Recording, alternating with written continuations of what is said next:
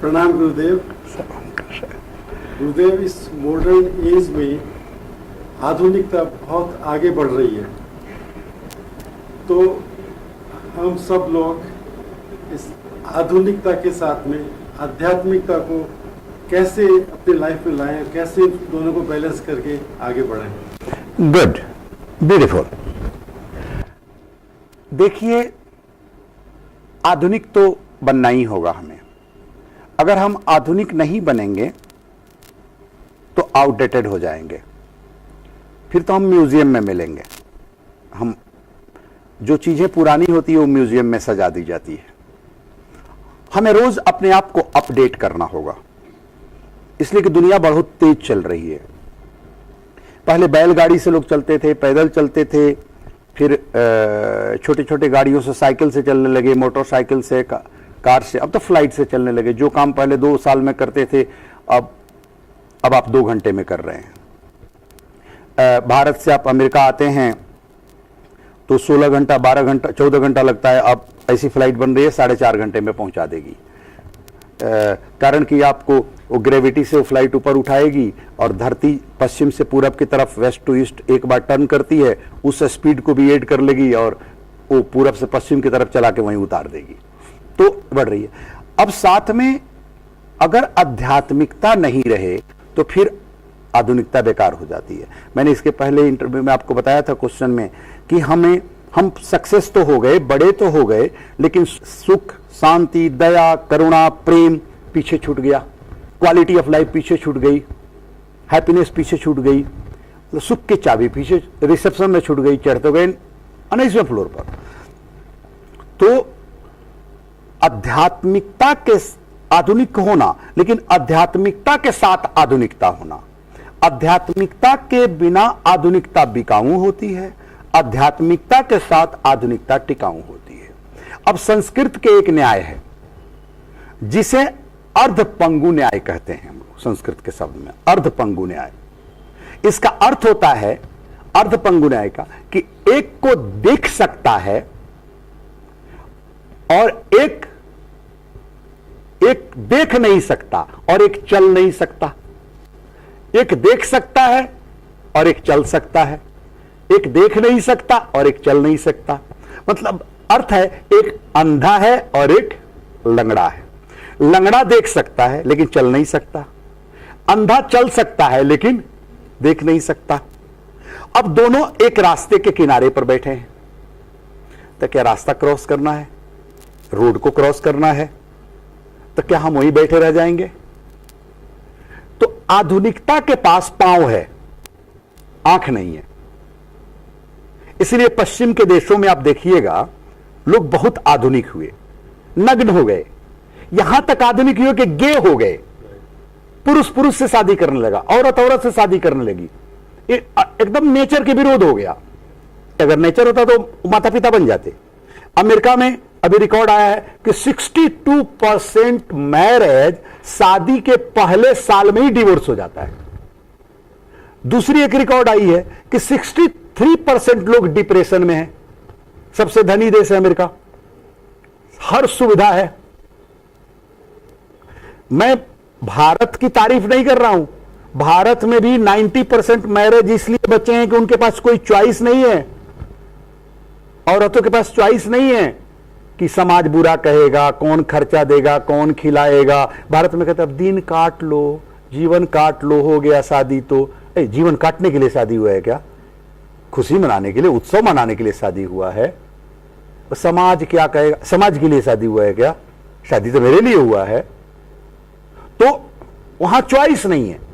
नहीं तो वहां भी अगर आज चॉइस हो जाए तो बहुत सारे अब चॉइस लोग पढ़ने लगे हैं, बॉम्बे में, दिल्ली में, शहरों में होना शुरू हो गया है।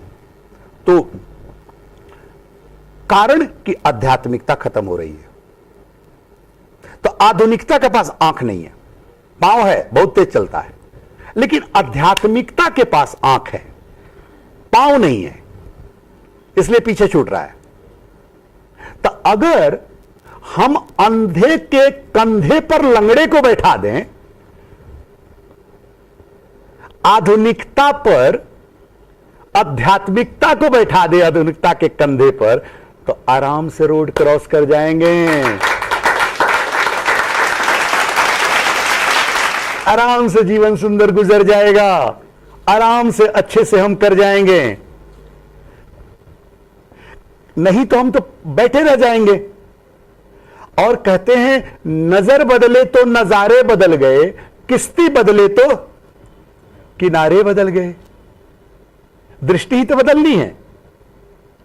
और अगर हमारा थॉट बदला तो संसार बदल जाएगा। मैं सुनाता हूं, मैं अपने स्पीच में, अपने प्रवचनों में पहले बहुत बार कहा हूं कि धरती की उत्पत्ति कहां से हुई? पानी से। पानी से धरती आया। पानी कहां से आया? वैज्ञानिक कहते थे पहले हवा से, धर्म कहता था अग्नि से। अब मान गए कि अग्नि से, कारण कि H2O हाइड्रोजन का 2 भाग, ऑक्सीजन का 1 भाग मिलकर के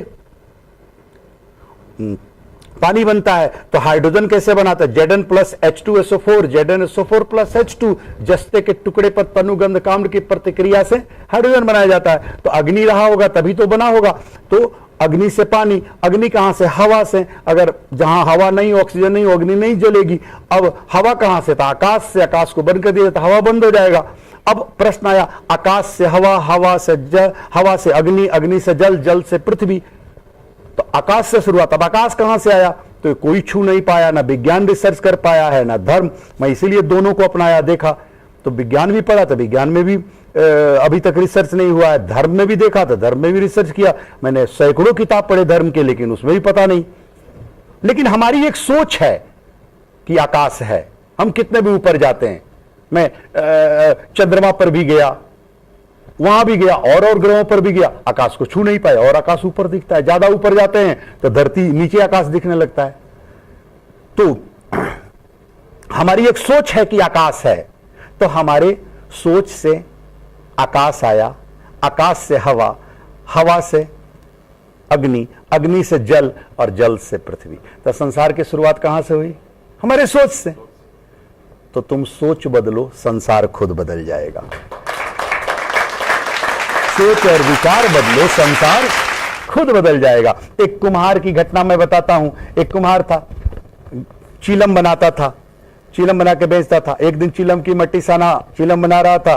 तो बनाते बनाते उसके मन में भाव आया कि मैं घड़ा बना देता हूं, और उस मट्टी को घड़ा बना दिया, बना के पका दिया। कोई धार्मिक आदमी खरीद लिया उस घड़े को और ले जाकर के मंदिर में रख दिया। वो एक दिन दर्शन करने गया अपने मित्र के साथ, तो देखा वहां गर्मी के दिन में बहुत लोग जल पी रहे थे। तो उसने अपने मित्र से कहा, घड़े मैंने बनाया है, देख कितने लोग पानी पी रहे हैं इससे। तो उस मित्र ने कहा, तुम झूठ बोल रहा है, तुम तो चीलम बनाते थे, घड़े कैसे बना दिए? उसने कहा, नहीं भाई, मैं चीलम तो बना रहा था, लेकिन बनाते बनाते मेरे मन में सोच आया कि आज मैं इसको घड़ा बना देता हूं, उस मट्टी को। तो उस मट्टी से मैंने घड़ा बना दिया। मेरे सोच और विचार बदले। तो वो घड़ा कह उठा, अरे मेरे भाई, तेरे सोच और विचार बदले, मेरे तो संसार बदल गए। पहले मैं खुद जला करता था और दूसरे को जलाया करता था चीलम से, अब मैं खुद शीतल होता हूं, औरों को भी शीतल करता हूं। तो हमारी सोच बदले तो संसार बदल जाएगा। तो अगर आधुनिकता के साथ आध्यात्मिकता आ जाए तो यह जीवन द बेस्ट लाइफ हो जाएगी। It is the art of life. ये जीवन सुंदर हो जाएगा, संसार सुंदर हो जाएगा, और मानवता सुंदर हो जाएगी।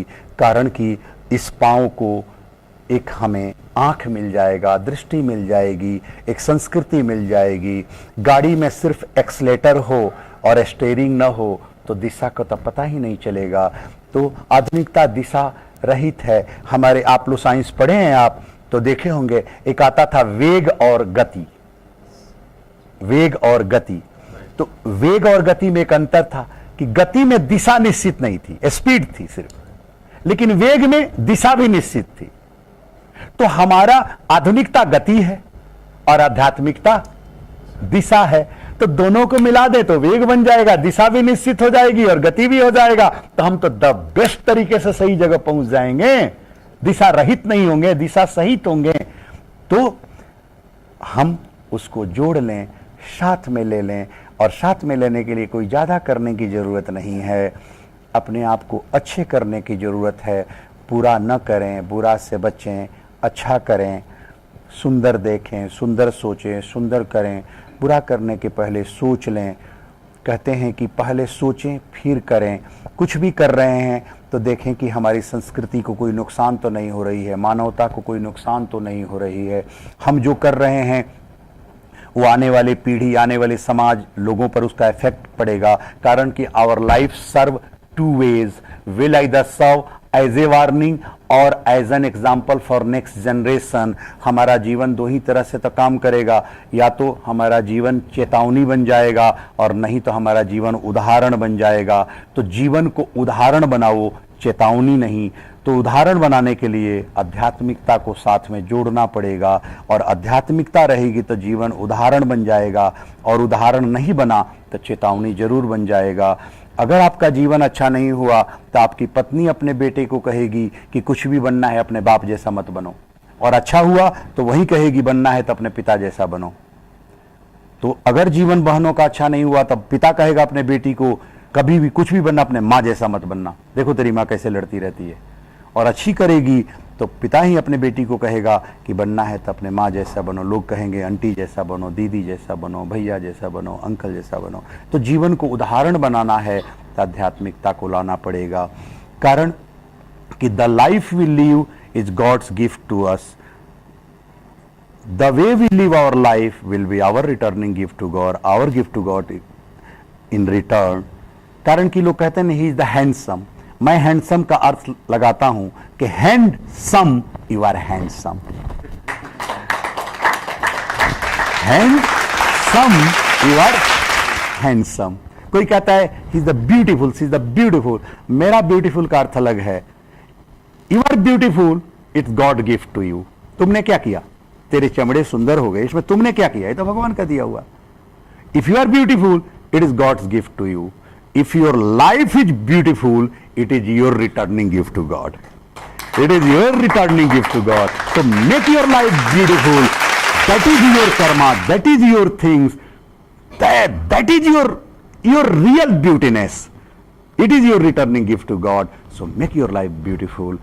So बिना आध्यात्मिकता का हमारा जीवन ब्यूटीफुल नहीं होगा। तो इस पांव वाले से इस आंख वाले के कंधे पर जोड़ लो, और जोड़ करके जीवन को द बेस्ट बना लो, सुंदर बना लो। It is the beautiful, it is very easy. Don't make your life busy, make your life easy, make your life easy.